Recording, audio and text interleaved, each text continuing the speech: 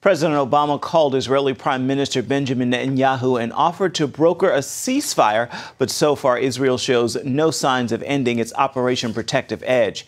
As Chris Mitchell reports from Tel Aviv, Israel's campaign is not only aimed at stopping Hamas rockets, but also may be sending a message to another Mideast country.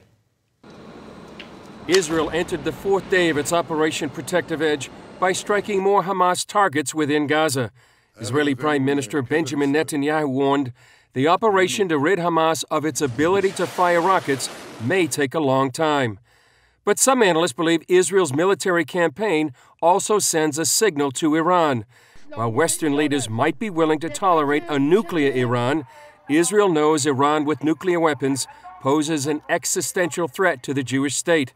The IDF's massive air campaign may be showing Iran it's capable of mounting the kind of large-scale air campaign necessary to destroy Iran's nuclear infrastructure. But for now, Israelis have been running to bomb shelters throughout Israel, including Jerusalem. Luckily, the IDF's Iron Dome intercepted the rockets en route and took out the threat. This Iron Dome anti-missile battery just outside of Ashkelon and others throughout the country are Israel's first line of defense. Without the success of this joint U.S.-Israel project, it's likely dozens of rockets would have been falling on Israel's cities and towns. It makes Israelis feel safe. It really changed the feeling of the citizen in Israel. But inside Gaza, Hamas seems to be putting their own citizens into harm's way. They instructed their people to ignore IDF phone calls.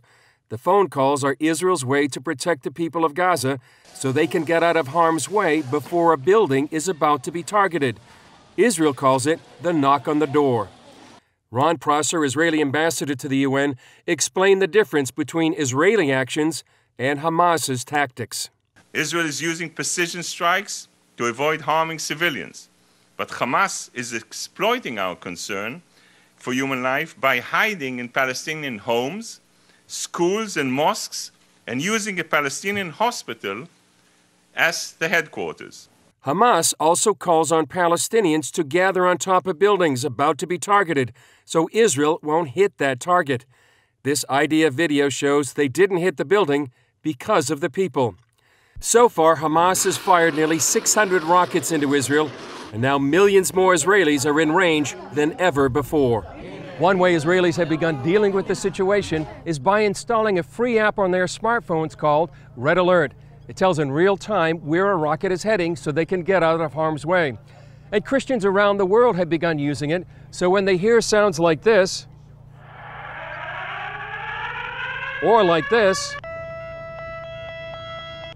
they can pray for protection for those in harm's way and pray for the overall situation. Chris Mitchell, CBN News, Tel Aviv.